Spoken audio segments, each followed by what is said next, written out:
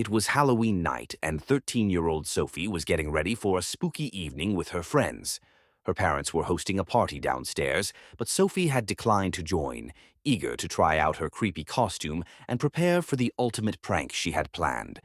Her room, lit only by a dim orange glow from a pumpkin-shaped lamp, cast eerie shadows on the walls. As she applied her face paint, she glanced at the tall antique mirror in the corner. The mirror had been in her family for generations, its ornate frame covered in twisting vines and carved faces that always seemed to stare back at her. Tonight, the mirror felt different. Its surface shimmered faintly, as though something was moving within it. Sophie shrugged it off.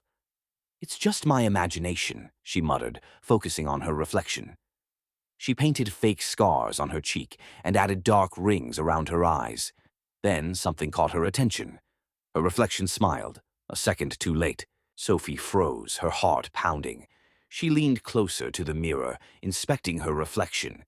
It looked like her, but the expression in the reflection's eyes was strange, almost gleeful, as if it knew something Sophie didn't. "Hello?" Sophie whispered. Her reflection didn't answer. Instead, it tilted its head, grinning wider, and mouthed words that Sophie couldn't hear. Terrified, Sophie stumbled back. Her mind raced. "It's just a prank," she told herself. "Maybe my parents set this up, or maybe I'm tired." But then the reflection moved on its own, stepping forward as if trying to walk out of the mirror. Sophie screamed and bolted for the door, but it wouldn't budge.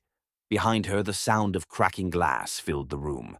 She turned to see spiderweb-like fractures spreading across the mirror's surface. "Don't run," her reflection said, its voice eerily similar to hers but with a sinister echo. The fractures glowed faintly and a pale hand pushed through the glass, followed by another. The reflection stepped out of the mirror entirely, a twisted, shadowy version of Sophie. "You've been so lonely, haven't you?" the doppelgänger said, circling Sophie.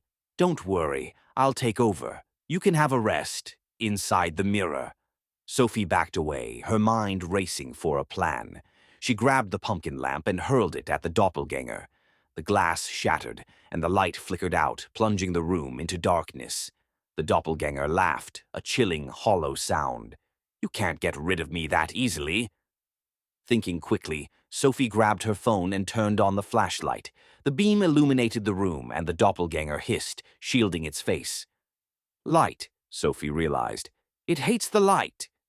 She aimed the flashlight directly at the doppelgänger, which writhed and screeched, its shadowy form beginning to dissolve. As it retreated toward the mirror, Sophie turned the flashlight to the mirror itself. The cracks in the glass shimmered and began to seal, trapping the doppelgänger inside. "No!" it screamed. "You can't do this! I'll be back!" With one final burst of light, the mirror went dark. Sophie collapsed onto the floor, shaking. When